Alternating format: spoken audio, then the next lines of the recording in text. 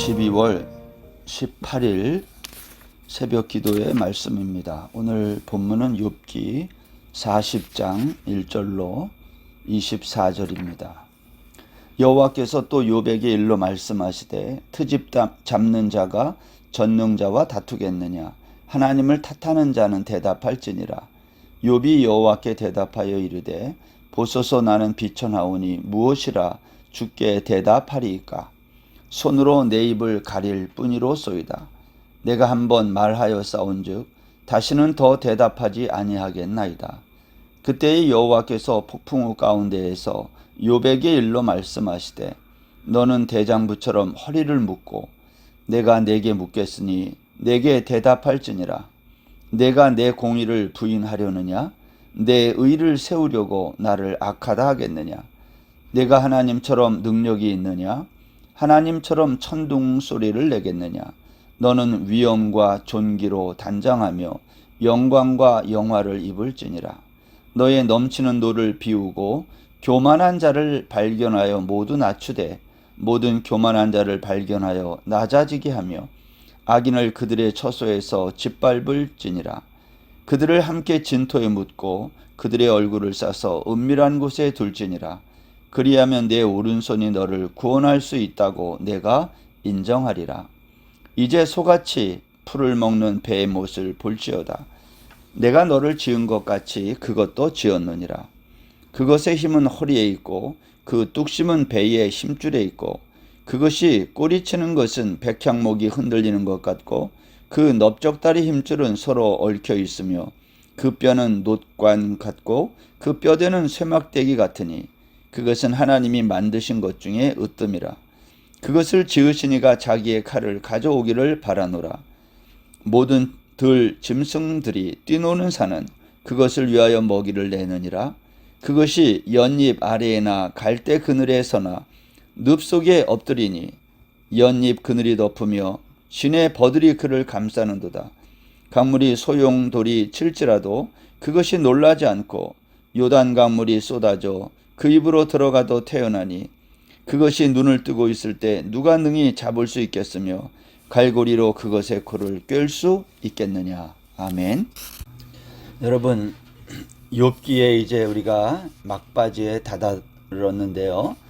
욥기는 까닭없는 고난의 이유를 알고 싶어하는 욥에게 찾아온 세 친구 엘리후의 변론, 그것에 마음이 들지 않았던 욥이 궁극적으로는 하나님, 당신이 좀 나에게 답변을 해달라고 이제 질문을 하는 겁니다.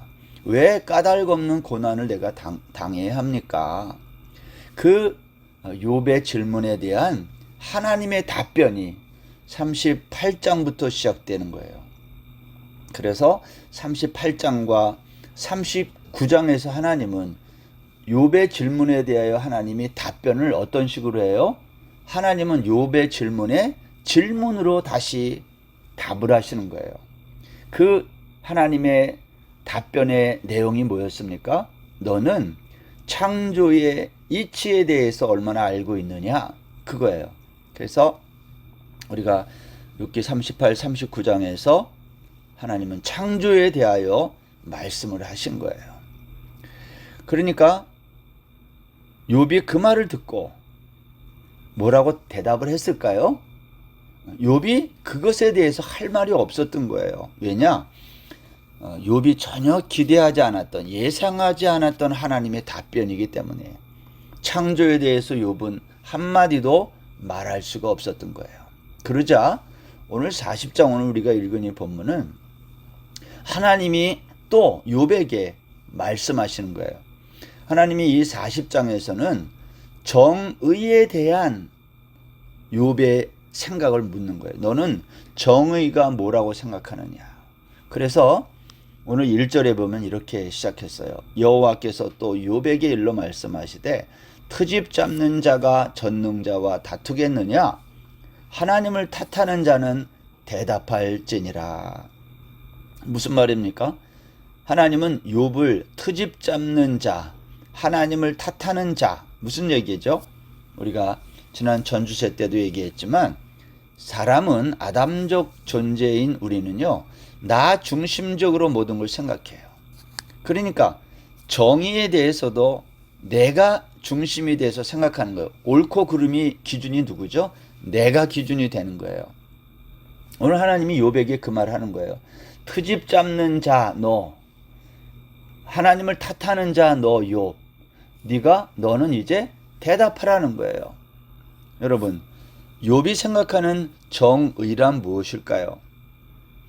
욥은 자기의 경험과 지식을 가지고 그것을 정의의 기준으로 삼고 생각하고 있다는 겁니다. 근데 하나님이 너 정말 네가 생각하는 정의가 뭔지 말해봐. 그랬더니 욥이 할 말이 없었다라는 거예요. 왜 그렇죠? 하나님이 욥에게 말씀한 그 내용들을 욥은 도저히 이해할 수 없는 창조에 관한 이야기였기 때문이다라는 겁니다. 그래서 하나님이 욥에게 다시 이제 두 번째 묻는 거예요. 답변을 질문으로 또 하는 거죠. 이제 욥이 대답할 차례인 거예요. 3절에 보면 욥이 여호와께 대답하여 이르되 보소서 나는 비쳐나오니 무엇이라 주께 대답하리이까 손으로 내 손을 내 입을 가릴 뿐이로소이다. 내가 한번 말하여 싸운즉 다시는 더 대답하지 아니하겠나이다. 무슨 말이죠? 나는 더 이상 하나님에게 할 말이 없습니다. 나는 더 이상 하나님에게 문제를 제기하지 않겠습니다. 욥은 자기 스스로가 나는 비천하다고 자기를 이제 돌아보기 시작한 거예요. 그때에 하나님이 욥에게 또다시 말씀하기 시작합니다. 네, 우리 앞에서도 얘기했지만 여호와께서 폭풍우 가운데에서 욥에게 또 말씀하는 거예요. 그러면서 이렇게 말씀했어요. 너는 대장부처럼 허리를 묶고 내가 네게 묻겠으니 대답해라. 그러면서 8절에서 내가 내 공의를 부인하려느냐? 내 의를 세우려고 나를 악하다 하겠느냐? 무슨 말이죠? 내가 생각하는 정의, 공의와 나 하나님, 내가 생각하는 정의, 공의가 다르다는 거예요. 너는 내가 지금 행하고 있는 이 창조의 질서, 창조의 이치를 보고 너는 부인하고 있느냐? 그게 마치 너의 의를 세우기 위해서 나의 공의를 부인할 수 있느냐? 오늘 그런 말이에요. 너 정말 그렇다면 내가 생각하는 정의를 한번 말해보고 실천해 보라는 거예요. 그러면 내가 인정해 주겠다는 겁니다. 9절 보시면 내가 하나님처럼 능력이 있느냐? 하나님처럼 천둥 소리를 내겠느냐? 너 나처럼 능력이 있고 천둥 소리를 낼 수 있어? 그럼 한번 해보라는 거예요. 여러분, 하나님은 욥에게 너 나처럼 능력이 있으면 한번 해보라고 하시는 그 말씀 앞에 욥은 할 말이 없었다 그런 말입니다. 11절 말씀해 보세요. 너의 넘치는 노를 비우고 교만한 자를 발견하여 모두 낮추되. 하나님은 욥의 정의를 교만하다 그렇게 보는 거예요. 그래서 너의 그 교만한 것을 발견해서 그것을 낮추라는 거예요. 만약 네가 그렇게 할 수 있다면 너 한번 그렇게 해보라는 거예요. 14절 그리하면 내 오른손이 너를 구원할 수 있다고 내가 인정하리라. 내가 만약 그렇게 할 수 있다면 내가 생각하는 정의를 실천해 보이기만 하면 내가 너를 인정하겠다는 겁니다. 근데 실제로 하나님은 욥이 이렇게 할 수 있다고 생각하고 말씀한 것이 아니다라는 거죠. 그래서 하나님은 이제 그것에 이어서 15절부터 또다시 이렇게 말씀하기 시작합니다. 두 가지 예를 들어 설명하는데 하나는 소같이 풀을 먹는 베헤못이라고 하는 짐승이에요. 근데 이 짐승은 실제 있었는 짐승인지 잘 모르지만 여기 나와 있는 내용을 읽어보면 이 땅에서 가장 힘이 있는 짐승, 그러한 것을 상징하는 그러한 베헤못. 하나님이 이렇게 말씀하는 거예요. 내가 너를 지은 것처럼 이 세상에서 가장 힘이 있는 짐승 베헤못도 내가 지었다 하면서 그 베헤못의 힘이 얼마나 대단한지 설명을 하고 있어요. 그래서 자세하게 설명합니다. 19절에 보면 그 베헤못은 하나님이 만드신 것 중에 으뜸이라는 거예요. 가장 힘 있는. 그러나 그러한 베헤못도 하나님의 피조물에 지나지 않는다는 거예요. 그러한 가장 힘 있는 베헤못과 같은 그 피조물을 누가 그럼 통제하느냐? 너 할 수 있냐 그거? 내가 한다는 거예요 그거. 이 말은 이런 거죠. 나는 이 세상을 지어놓은 많은 피조물들을 지금도 다스리고 주관하고 있다고 하나님이 말씀하고 있는 겁니다. 왜 하나님이 이 말씀을 하실까요? 지금 욥이 당한 재앙을 가만히 생각해 보세요. 욥은 까닭 없이 당하는 재앙에 대해서 욥이 최초로 반응한 게 뭐죠? 주신 이도 하나님이시고 취하시는 이도 하나님입니다. 욥은 처음에 재앙을 당할 때에 그걸 다 받아들였어요. 근데 욥이 분노하고 하나님께 자기의 연약함, 자기의 억울함을 호소하기 시작한 것은 언제부터예요? 친구들이 찾아와서 욥과 논쟁하고 공격할 때, 욥의 아내가 저주할 때, 욥은 그때부터 너무 힘들었던 거예요. 하나님, 어떻게 이룰 수 있습니까? 그런 말이에요. 할 수 있어요. 하나님, 내가 그동안 이렇게 하나님께 헌신했는데, 내가 이렇게 경건하게 살았고 의롭게 살았는데, 내가 이러한 재앙을 받을 만한 일을 한 적이 없는데 하나님 어떻게 나에게 이러실 수 있습니까? 친구들을 보내가지고 나를 이렇게 공격할 수 있으며 아내의 저주를 내가 받아야 됩니까? 하나님 어떻게 이런 일이 일어날 수가 있습니까? 오늘 그렇게 하나님께 따지고 든 거예요. 여기에서 한 가지 알 수 있는 것은 욥도 자기 중심적인 죄성을 가진 아담적 존재라는 겁니다. 이사야 55장 6절 이하를 제가 한번 읽어드리겠습니다. 너희는 여호와를 만날 만한 때에 찾으라. 가까이 계실 때에 그를 부르라. 악인은 그의 길을, 불의한 자는 그의 생각을 버리고 여호와께로 돌아오라. 그리하면 그가 긍휼히 여기시리라. 우리 하나님께로 돌아오라. 그가 너그럽게 용서하시리라. 그리고 8절에 이렇게 했어요. 이는 내 생각이 너희의 생각과 다르며 내 길은 너희의 길과 다름이니라. 여호와의 말씀이니라. 이는 하늘이 땅보다 높음 같이 내 길은 너희의 길보다 높으며 내 생각은 너희의 생각보다 높음이니라. 무슨 말일까요? 오늘 욥이 생각하는 거, 하나님 어떻게 나에게 이럴 수 있습니까? 하고 말하는 욥에게 오늘 성경은 뭐라고 말을 하고 있습니까? 내 생각이 너희 생각과 다르다는 거예요. 내 길은 너희의 길과 다르다는 거죠. 하늘이 땅보다 높은 것 같이 내 길은 너희의 길보다 높고 내 생각은 너희 생각보다 높다는 겁니다. 무슨 말이죠? 인간의 한계가 있다는 거예요. 너희들의 지혜와 지식과 경험의 한계가 있다는 거예요. 그런데 너희들은 마치 너희들이 모든 정의의 기준이 되는 것처럼 옳고 그름을 너희들 스스로가 판단하고 있다. 너희들 한번 봐라. 이 땅에 내가 소같이 풀을 먹는 베헤못이 있는데 내가 그것을 지은 하나님이다.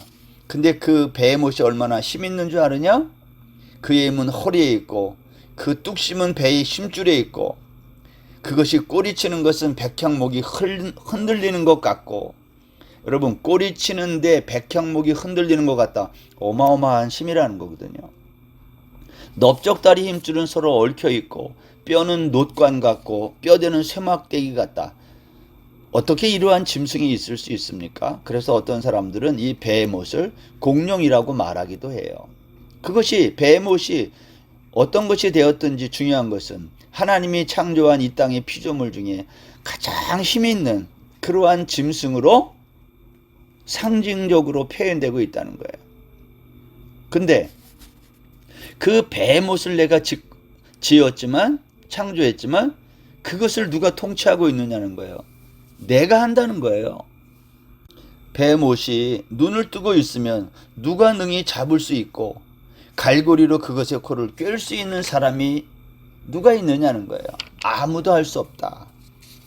나 여호와 하나님만이 할 수 있다. 오늘 그렇게 말씀하고 있는 겁니다. 여러분, 이 오늘 그 하나님이 욥에게 한 이 말씀은요, 우리 바울 사도의 예를 들어 설명할 수도 있습니다.